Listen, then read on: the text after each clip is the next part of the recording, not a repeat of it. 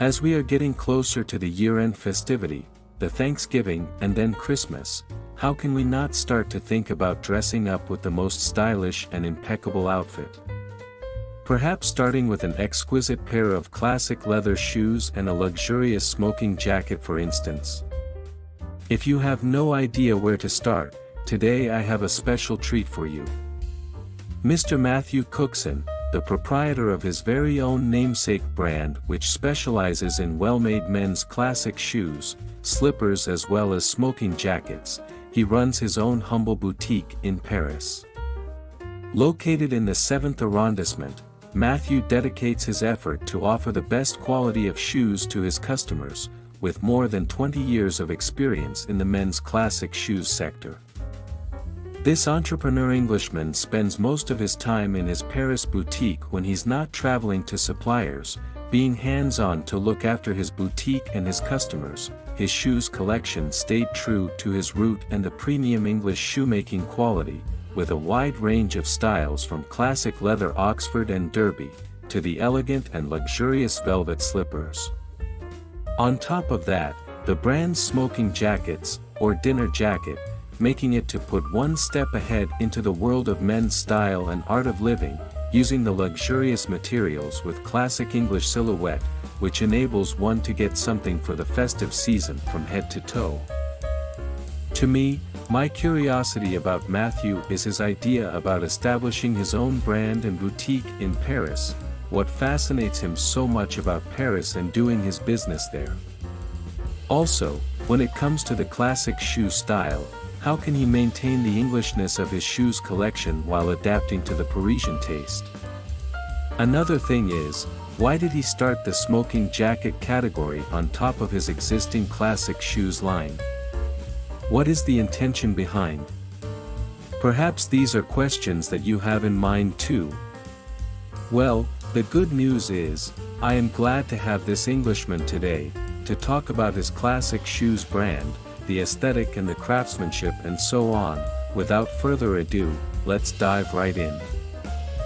Hi Matthew, thanks for being here today for this conversation. First thing first, can you tell us what makes you get into the men's shoes business at the first place? What fascinates you so much about men's shoes making? I had always been interested in shoes, but having been in the business for so long, I guess what keeps it interesting is that it is still essentially a handmade product, and the best shoes are still made in Europe by craftsmen.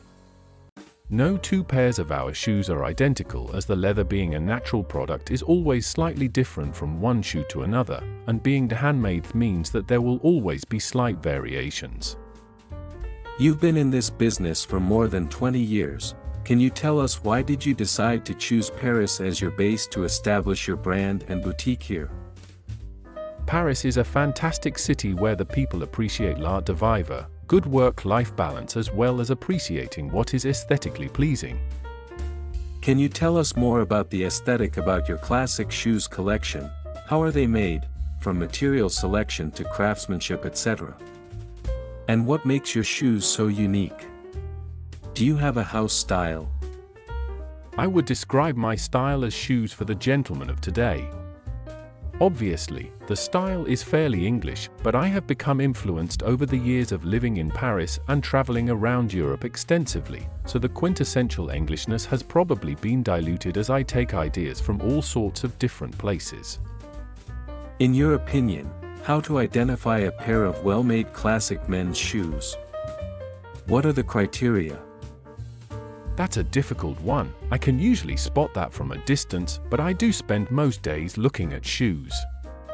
But the last is very important, as well as the quality of the leather and the proportions of the patterns. This can be quite subjective, but the whole effect should be well balanced and harmonious. Anything too pointy or square toe is obviously a no-no. With your English heritage, can you tell us what's the distinction, in terms of shoes making technique, in between the English and the French one?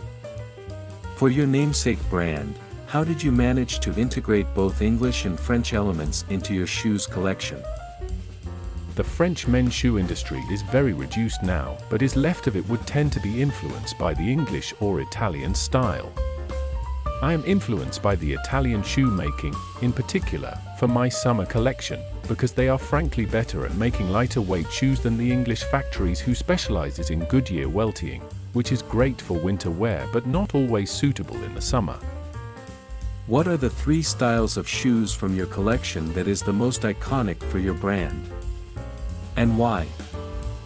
Probably our Piccadilly, which is a whole-cut Oxford that we have run for over 20 years. Still a big seller. The velvet slippers are also very iconic and likewise are very sought after. As a foreign entrepreneur to be in Paris, what kind of challenges that you have encountered in the past, and how did you overcome them? French bureaucracy is a great challenge and no way round that. You just have to get used to it. Besides classic men's shoes collection, you have also developed a smoking jacket line as well. Can you tell us what interests you to create this menswear category? Does it pave the way for you to develop a full ready-to-wear line for men in near future? I have started a line of gentlemen's gilets, which I launched in the summer in linen, and it will be having a line in tweed very soon. When it comes to formal menswear and the way of dressing, how did you describe the difference in between the English and the French one? Also, why is there a place for men's formal wear to exist nowadays when we were in a more casual and dressed-down era? In terms of French formal menswear, in my experience, French men either dress in English style or French Italian style. English tends to be closer cut to the body, and tend to have thicker cloths, while the French Italian style would be more baggy, and made with lighter weight materials. Obviously, we are living in a more casual period, which has been accelerated by the COVID pandemic when people were at home for a long period of time. There is a place for formal wear to exist today, but it is definitely reduced compared to 20 years ago, and the rise of wearing trainers and sneakers is challenging. However, we are adapting this by making our own line with a range of high-end sneakers, using fine materials without compromising on the classic footwear. Can you tell us more about your smoking jacket? What is the silhouette and what are the key features, such as materials and cuts etc., that is special?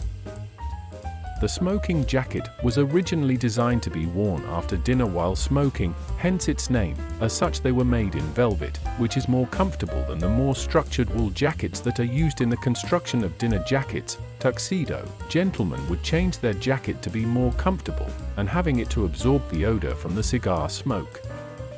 Over the years, there have been different ways of closing the jacket, belt, or frogging buttons, and some jackets were made with a more exotic fabric such as paisley.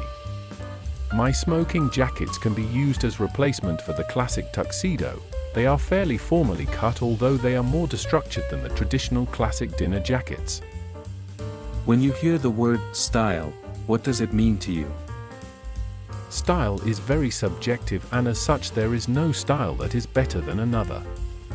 But discreet, well-cut and unflashy are all things that should describe a modern gentleman's wardrobe. In your opinion, what is the most stylish way of dressing for a modern gentleman nowadays? Obviously everything from Matthew Cookson. Besides well-dressed and well-groomed, what other qualities that a modern gentleman should have? Being well-mannered and polite are the most important qualities that any gentleman should possess. If someone approaches you one day and asks you how to become a successful shoemaker and business owner, what is your advice? Think very carefully.